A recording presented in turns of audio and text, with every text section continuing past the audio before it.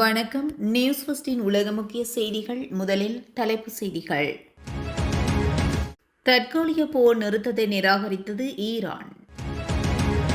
Hormuz நீரிணையை மீண்டும் திறப்பதற்கு உலகத் தலைவர்கள் சந்திப்பு.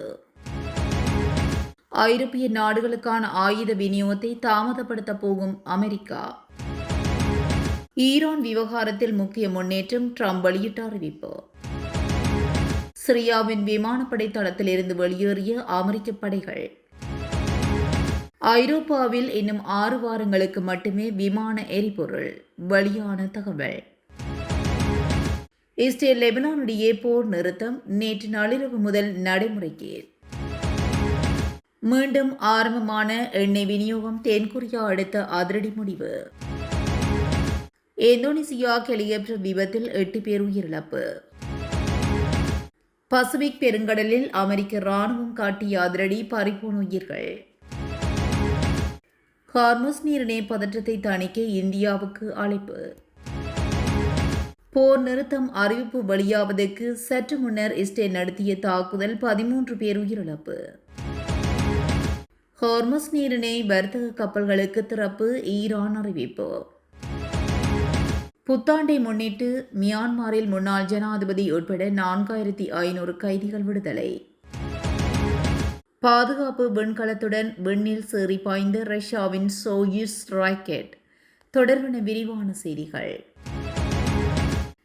எந்த ஒரு தற்காலிக போர் நிறுத்தத்தையும் ஈரான் நிராகரிப்பதாகவும், மேலும் பிராந்தியம் முழுவதும் போருக்கு ஒரு முழுமையான முடிவை காண விரும்புவதாகவும் ஈரானின் துணை வெளியுறவு அமைச்சர் தெரிவித்துள்ளார். அந்தால்யா ராஜேந்திர மன்றத்தின் ஒரு பகுதியாக செய்தியாளர்களிடம் பேசிய சஜித் கதீப் சாதே, எந்த ஒரு போர் நிறுத்தமும் லெபனான் முதல் செங்கடல் வரையிலான அனைத்து மோதல் பகுதிகளையும் உள்ளடக்கியதாக இருக்க வேண்டும் என்று அதனை ஈரானுக்கான சிவப்பு கூடு ஒன்றும் விவரித்துள்ளார். இதன்படி தாங்கள் எந்த ஒரு தற்காலிக போர் நிறுத்தத்தையும் ஏற்கப் போவதில்லை என்று கூறிய அவர், இந்த மோதல் சுழற்சி இங்கேயே முற்றிலுமாக முடிவுக்கு வர வேண்டும் என்று குறிப்பிட்டுள்ளார். இதன்படி ஹார்முஸ் நீரிணை குறித்து பேசிய அவர், இது ஈரானின் பிராந்திய நேர்பரப்புக்குள் அமைந்திருந்தாலும் நீண்ட காலமாக அணுகக்கூடியதாக இருந்தது, மேலும் வரலாற்று ரீதியாக இது திறந்தே இருந்தது என்று குறிப்பிட்டுள்ளார். இதன்படி அமெரிக்காவும் இஸ்ரேலும் பிராந்தியத்தில் ஸ்திரத்தன்மையை ஏற்படுத்துவதாகவும், அவற்றின் நடவடிக்கைகள் உலக வர்த்தகத்தையும் பரந்த பொருளாதாரத்தையும் எதிர்மறையாக பாதித்துள்ளதாக அவர் குற்றம் சாட்டியுள்ளார். நீரிணையை மீண்டும் திறப்பதற்கான முயற்சிகள் குறித்து விவாதிப்பதற்காக நேற்று பிரித்தானியா மற்றும் பிரான்ஸ் தலைமையில் நடைபெறும் உலக தலைவர்களின் மெய்நிகர் சந்திப்பு உடனடி பலன்களை தர வாய்ப்பில்லை என தெரிவிக்கப்பட்டுள்ளது. ஷாத்தம் ஹவுஸின் ஐரோப்பா, ரஷ்யா மற்றும் யுரேசியாவுக்கான இயக்குனர் கிரே கோயர் ரூஷை மேற்கோள் காட்டி செய்திகள் வெளியாக உள்ளன. ஈரானின் நிலையற்ற போர் நிறுத்தத்துக்கு ஆதரவு அளிப்பது மற்றும் நீரிணை வழியாக கப்பல் போக்குவரத்து பாதைகளை பாதுகாப்பு குறித்தும் 40 நாடுகளின் தலைவர்கள் விவாதிப்பார்கள் என எதிர்பார்க்கப்படுகின்றது. இதன்படி நீரிணையை மீண்டும் திறப்பதற்காக உலகத் தலைவர்கள் ஒரு சர்வதேச பணிக்குழுவை அமைப்பார்கள் என்றும் பிரித்தானியா பிரதமரின் அலுவலகம் வெளியிட்டுள்ள அறிக்கையில் தெரிவிக்கப்பட்டுள்ளது. ஈரான் போர் தொடர்ந்தும் ஆயுத கையிருப்புகளை பாதித்து வருவதனால் முன்னர் ஒப்பந்தம் செய்யப்பட்ட சில ஆயுத விநியோகங்கள் தாமதமாகக்கூடும் என்று அமெரிக்க அதிகாரிகள் தங்கள் ஐரோப்பிய அதிகாரிகளுக்கு தெரிவித்துள்ளனர். இந்த தகவல்கள் பகிரங்கப்படுத்தப்படாததனால் பெயர் குறிப்பிட விரும்பாத சில வட்டாரங்கள் பால்டிக் பிராந்தியம் மற்றும் ஸ்காண்டினேவியா உட்பட பல ஐரோப்பிய நாடுகள் இதனால் பாதிக்கப்படும் என்று தெரிவிக்கப்பட்டுள்ளன.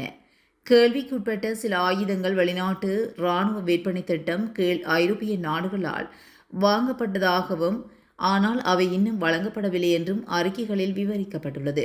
அந்த விநியோகங்கள் தாமதமாக வாய்ப்புள்ளது என்றும் அந்த வட்டாரங்கள் கூறியுள்ளன. வெள்ளை மாளிகையும் வெளியுறவுத்துறையும் இந்த கேள்விகளை பென்டகனுக்கு பரிந்துரைத்ததாகவும், ஆனால் கருத்து தெரிவிக்குமாறு விடுக்கப்பட்ட கோரிக்கைக்கு பென்டகன் இன்னும் பதிலளிக்கவில்லை எனவும் கூறப்பட்டுள்ளது. ஈரான் விவகாரத்தில் அடுத்த சில நாட்களில் மிக முக்கியமான முன்னேற்றங்கள் ஏற்படக்கூடும் என அமெரிக்க ஜனாதிபதி டொனால்ட் ட்ரம்ப் தெரிவித்துள்ளார். லாஸ் வேகாஸில் நடைபெற்ற டிப்ஸ்களுக்கு வரி இல்லை என்ற தலைப்பிலான கலந்துரையாடல் நிகழ்விலேயே பேசிய போது ட்ரம்ப் இதனை கூறியுள்ளார். பெட்ரோல் விலை மற்றும் சர்வதேச மோதல்கள் குறித்து பேசுகையில், அடுத்த ஒரு வாரம் அல்லது அதற்கு மேற்பட்ட காலத்துக்குள் என்ன நடக்கிறது என்பதை பொறுத்திருந்து பாருங்கள் என்று அவர் பொதுமக்களுக்கு தெரிவித்துள்ளார். இதேவேளை இந்த விவகாரத்தில் ஏற்பட போகும் மாற்றங்கள் ஆச்சரியப்படுத்தும் வகையில் இருக்கலாம் என்று குறிப்பிட்ட ட்ரம்ப் அவ்வாறு ஒரு சாதகமான சூழல் ஏற்பட்டால் வரவிருக்கும் இடைத்தேர்தலில் குடியரசுக் கட்சியினருக்கு வாக்களிக்குமாறு அமெரிக்க மக்களை அவர் கேட்டுக்கொண்டார். அதன்படி போரை பொறுத்தவரை மிக விரைவில் வெற்றி கிட்டும் என்று ட்ரம்ப் நம்பிக்கை வெளியிட்டுள்ளார். இதேவேளை முன்னதாக வெள்ளை மாளிகையிலிருந்து கிளம்பும் போது செய்தியாளரிடம் பேசிய ஜனாதிபதி ட்ரம்ப் ஈரானுடன் ஒரு உடன்படிக்கையை எட்டுவதில் தாம் மிகவும் நேர்மறையான எண்ணத்துடன் இருப்பதாக தெரிவித்திருந்தார். மேலும் கடந்த 2 மாதங்களுக்கு முன்பு ஈரான் செய்து மறுத்த சில விடயங்கள் தற்போது செய்வதற்காக அந்நாடு முன்வந்திருப்பதாகவும் அவர் குறிப்பிட்டுள்ளார். வடக்கு கிழக்கு சிரியாவில் உள்ள ஹஷ்ராக் விமானப்படை தளத்திலிருந்து அமெரிக்க படைகள் வெளியேறியதைத் தொடர்ந்து அத்தளத்தை சிரிய ராணுவம் தனது கட்டுப்பாட்டுக்கு கொண்டு வந்துள்ளது என நேற்று முன்தினம் வியாழக்கிழமை வெளியிடப்பட்ட அதிகாரப்பூர்வ அறிக்கையில் தெரிவிக்கப்பட்டுள்ளது. அமெரிக்காவின் தலைமையிலான கூட்டணி படைகள் வெளியேறியதைத் தொடர்ந்து ஹஷாகாவின் கிராமப்புறத்தில் உள்ள அத்தளத்தை தங்கள் படைகள் கட்டுப்பாட்டுக்கு கொண்டு வந்ததாக சிரியாவின் பாதுகாப்பு அமைச்சகத்தை மேற்கோள் காட்டி அரசு செய்தி நிறுவனம் செய்தி வெளியிட்டுள்ளது. அமெரிக்க படைகள் தளத்தை காலி செய்த பிறகும் பயங்கரவாத குழுவுடன் தொடர்புடையவர்கள் அத்தளத்துக்குள் இருந்த சில வாகனங்களுக்கு தீ வைத்ததாக உள்ளூர் வட்டாரங்கள் தெரிவித்தன. பின்னர் அத்தளம் சிரியாவின் இராணுவத்தின் கட்டுப்பாட்டுக்குள் வந்ததாகவும் ஹாமிஸ் லீ மற்றும் ஹசாவாவில் உள்ள பாதுகாப்பு அலுவலகங்கள் மூலமாகவும் இஸ்ராஹாத் அல் பசீர் தளத்திலும் அமெரிக்க படைகள் தொடர்ந்தும் தங்கள் இருப்பை நிலைநிறுத்தியுள்ளதாக தெரிவிக்கப்பட்டுள்ளது. ஐரோப்பாவில் இன்னும் 6 வாரங்களுக்கு மட்டுமே விமான எரிபொருள் இருப்பு இருக்கக்கூடும் என்று, இதனால் கண்டத்தின் பொருளாதாரம் கடுமையான பாதிப்புகளை சந்திக்க நேரிடும் என்றும் சர்வதேச எரிசக்தி முகமை எச்சரிக்கை விடுத்துள்ளது. மத்திய கிழக்கு நாடுகளிலிருந்து ஐரோப்பாவுக்கு இறக்குமதி செய்யப்படும் விமான எரிபொருளின் அளவு 75% இருந்ததும் தற்போது அங்கு நிலவும் மோதல் போக்கு மற்றும் ஹார்முஸ் நீரிணை பகுதிகளில் ஏற்பட்டுள்ள போக்குவரத்து தடை காரணமாகவும் விநியோகம் முற்றாக பாதிக்கப்பட்டுள்ளதாக தெரிவிக்கப்பட்டுள்ளது. சர்வதேச சந்தையிலிருந்து மாற்று வழிகளில் எரிபொருளை இறக்குமதி செய்யாவிட்டால் அடுத்த 6 வாரங்களில் பல ஐரோப்பிய நாடுகளில் தட்டுப்பாடுகள் ஏற்படும் என ஐரோப்பா தெரிவித்துள்ளது. எவ்வாறானதொரு பின்னணியில் எரிபொருள் தட்டுப்பாட்டால் எதிர்வரும் கோடைக்கால விமான பயணங்கள் பெருமளவில் பாதிக்கப்படக்கூடும் என்றும் ஐரோப்பிய விமான நிலையங்களின் சம்மேளனம் தெரிவித்துள்ளது. பிரபல பட்ஜெட் விமான நிறுவனமான கடந்த மார்ச் மாதத்தில் மட்டும் எரிபொருள் விலை உயர்வால் சுமார் 25 மில்லியன் பவுண்டுகள் கூடுதல் செலவை எதிர்கொண்டுள்ளது என்றும், அத்துடன் எரிபொருள் விலை ஏற்றம் மற்றும் மத்திய கிழக்கு மோதல்கள் காரணமாக பயணிகளின் டிக்கெட் முன்பதிவுகளும் கடந்த ஆண்டை விட 2% குறைந்துள்ளதாக அந்த நிறுவனம் குறிப்பிட்டுள்ளது. இஸ்ரேல் மற்றும் லெபனான் நாடுகளுக்கு இடையே நேற்று இரவு 9 மணிக்கு, அதாவது இலங்கை இந்திய நேரப்படி இன்று அதிகாலை 2:30 மணி முதல் அதிகாரப்பூர்வமாக 10 நாள் போர் நிறுத்தம் நடைமுறைக்கு வருவதாக அமெரிக்க ஜனாதிபதி டொனால்ட் ட்ரம்ப் அறிவித்துள்ளார். லெபனான் ராணுவ தளபதி யோசப் அவுன் மற்றும் இஸ்ரேல் பிரதமர் பெஞ்சமின் நெதன்யாகு ஆகியோருடன் தான் நடத்திய வெற்றிகரமான பேச்சுவார்த்தையை தொடர்ந்தும் இரு தலைவர்களும் இந்த அமைதி உடன்பாட்டுக்கு ஒப்புக்கொண்டுள்ளதாக அவர் தெரிவித்துள்ளார். வாஷிங்டனில் அமெரிக்காவின் வெளியுறவுத்துறை செயலாளர் மார்க்கோ ரூபியோ முன்னிலையில் 34 ஆண்டுகளில் முதன்முறையாக இரு நாடுகளின் நேரடி பேச்சுவார்த்தையில் ஈடுபட்டதன் தொடர்ச்சியாக இந்த முன்னேற்றம் ஏற்பட்டுள்ளது. ஒரு நிரந்தர அமைதி தீர்வை எட்டுவதற்காக துணை ஜனாதிபதி ஏடி வான்ஸ், வெளியுறவுத்துறை செயலாளர் மார்க்கோ ரூபியோ மற்றும் கூட்டுப்படை தளபதிகளின் தலைவர் டான்ரே ஷின் ஹெயின் ஆகியோரை கொண்ட உயர்மட்ட குழுவுக்கு ட்ரம்ப் விசேட உத்தரவுகளை பிறப்பித்துள்ளார். மேலும் 9 போர்களை தீர்த்து வைப்பது எனக்கு கிடைத்த கௌரவமாகும் என்றும், இது நான் தீர்த்து வைக்கும் 10வது போராக இருக்கும் எனவும் ட்ரம்ப் தனது சமூக வலைதளத்தில் தெரிவித்துள்ளார். லெபனான் எல்லையில் கடந்த சில நாட்களாக கடும் மோதல்கள் நிலவி வந்த சூழலிலும் இந்த தற்காலிக போர் நிறுத்தம் பிராந்தியத்தில் பதற்றத்தை தணிக்கும் ஒரு முக்கிய நகர்வாகவும் நிரந்தர அமைதிக்கான ஒரு தொடக்க புள்ளியாகவும் சர்வதேச ராஜதந்திரிகளால் பார்க்கப்படுகின்றமை குறிப்பிடத்தக்கது. ஈரானின் ஹார்முஸ் நீரிணை முடக்கத்துக்கு பின்னர் சவுதி அரேபியாவிலிருந்து மசகு எண்ணெயை ஏற்றிக்கொண்டு முதலாவது தென்கொரியா கப்பல் செங்கடலூடாக பயணத்தை ஆரம்பித்துள்ளதாக தென்கொரியா கடற்தொழில் அமைச்சர் தெரிவித்துள்ளது. மத்திய கிழக்கு நிலவும் மோதல் சூழலால் ஹார்முஸ் நீரிணை முடக்கப்பட்டதைத் தொடர்ந்து அந்த பிராந்தியத்திலிருந்து தென்கொரியாவுக்கு எண்ணெய் விநியோகம் நிறுத்தப்பட்டிருந்தது. பல வாரங்களுக்கு பின்னர் தற்போது மீண்டும் குறித்த தாங்கி கப்பல் புறப்பட்டுள்ளதாக சர்வதேச ஊடகம் தெரிவித்துள்ளது. மத்திய கிழக்கு மோதல்கள் ஆரம்பமானது முதல் தென்கொரியாவில் நிலவும் எரிபொருள் தட்டுப்பாட்டை நிவர்த்தி செய்வதற்கு அந்நாட்டு அரசாங்கம் பல்வேறு மாற்று நடவடிக்கைகளை முன்னெடுத்து வருகின்றமை குறிப்பிடத்தக்கது. இந்தோனேசியாவின் மேற்கு கலிமந்தான் மாகாணத்தில் ஏர்பஸ் ஹெலிகாப்டர் ஒன்று விபத்துக்குள்ளாகியுள்ளது. இந்த விபத்தில் ஹெலிகாப்டரில் பயணித்த 8 பேரும் உயிரிழந்துள்ளதாக உள்ளூர் அதிகாரிகள் மேற்கோள் காட்டி செய்திகள் வெளியாகியுள்ளன. இந்தோனேசியாவின் மீட்பு அமைப்பின் தலைவர் மொஹமெட் ஜாபியின் கூற்றுப்படி ஏப்ரல் 16ஆம் தேதி காலை மெலாவியில் உள்ள ஒரு தோட்ட பகுதியிலிருந்து புறப்பட்ட 5 நிமிடங்களுக்கு பின்னர் ஹெலிகாப்டர் ரேடரிலிருந்து மறைந்துவிட்டது. பின்னர் தொடர்பு துண்டிக்கப்பட்ட இடத்திலிருந்து சுமார் 3 கிலோமீட்டர் தொலைவில் விமானத்தின் வால் பகுதியொன்று நம்பப்படும் சிதைவுகளை மீட்புக் குழுவினர் கண்டெடுத்தனர். விபத்து நடந்த இடம் சவாலான மலைப்பாங்கான நிலப்பரப்பை கொண்ட அடர்ந்த வனப்பகுதியில் அமைந்துள்ளது. ஹெலிகாப்டரில் இருந்த 6 பயணிகள் மற்றும் 2 பணியாளர்கள் என 8 பேரும் உயிரிழந்துள்ளதாக உள்ளூர் மீட்பு பணித்துறை உறுதிப்படுத்தியுள்ளது. ஹெலிகாப்டர் விபத்துக்கான காரணங்கள் குறித்து விசாரணை நடைபெற்று வருகின்றது. கிழக்கு பசிபிக் பெருங்கடல் பகுதியில் அமெரிக்க ராணுவம் நடத்திய தாக்குதலில் போதைப்பொருள் கடத்தலில் ஈடுபட்டதாக கருதப்படும் 13 பேர் கொல்லப்பட்டனர். சர்வதேச கடல் எல்லைப் பகுதியில் போதைப்பொருள் கடத்தலுக்கு பயன்படுத்தப்படும் வழக்கமான வழித்தடத்தில் சந்தேகத்துக்கிடமான முறையில் சென்ற படகை குறிவைத்து இந்த தாக்குதல் நடத்தப்பட்டதாக பென்டகன் தெரிவித்துள்ளது. அண்மை காலமாக சர்வதேச கடற்பகுதிகளில் போதைப்பொருள் கும்பல்களுக்கு எதிராக ட்ரம்ப் நிர்வாகம் தீவிர நடவடிக்கைகளை எடுத்து வருகிறது. கடந்த ஆண்டு செப்டம்பர் முதல் இதுவரை நடந்த பல்வேறு தாக்குதல்களில் சுமார் 178 பேர் கொல்லப்பட்டதாகவும் கடந்த ஜனவரியில் வெனிசுலா ஜனாதிபதி நிக்கோலஸ் மதுரோ பிடிபட்டதைத் தொடர்ந்து இந்த தாக்குதல்கள் வேகமெடுத்துள்ளதாகவும் தெரிவிக்கப்பட்டுள்ளது. ஹார்முஸ் நீரிணை முன்னெடுப்பில் சேர இந்தியா அழைக்கப்பட்டுள்ளதாக தெரிவிக்கப்படுகிறது.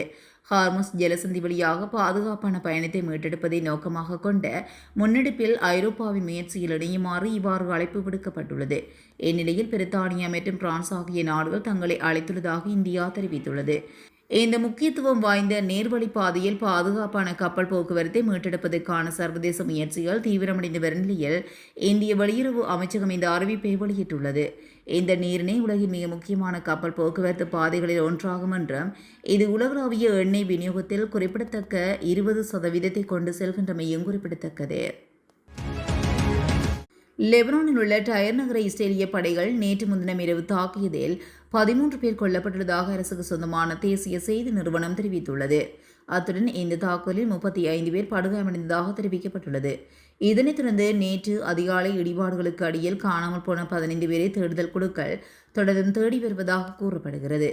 இஸ்ரேலுடனான 10 நாட்கள் போர் நிறுத்தம் நேற்று நள்ளிரவில் நடைமுறைக்கு வருவதற்கு சற்று முன்பே இந்த தாக்குதல்கள் நடந்ததாக நகர அதிகாரியொருவரை மேற்கோள் காட்டி தகவல்கள் வெளியாகியுள்ளன. லெபனானில் அறிவிக்கப்பட்ட போர் நிறுத்தத்துக்கு இணங்க ஈரான் இஸ்லாமிய குடியரசின் துறைமுகங்கள் மற்றும் கடல்சார் அமைப்புகள் ஏற்கனவே அறிவிக்கப்பட்ட ஒருங்கிணைந்த வழித்தடத்தில் போர் நிறுத்தம் நீடிக்கும் காலம் முழுவதும் ஹார்முஸ் நீரிணை வழியாக அனைத்து வர்த்தக கப்பல்களின் போக்குவரத்து முழுமையாக திறக்கப்படுவதாக தெரிவிக்கப்பட்டுள்ளது. ஈரான் வெளிவிவகார அமைச்சர் இதனை அறிவித்துள்ளார்.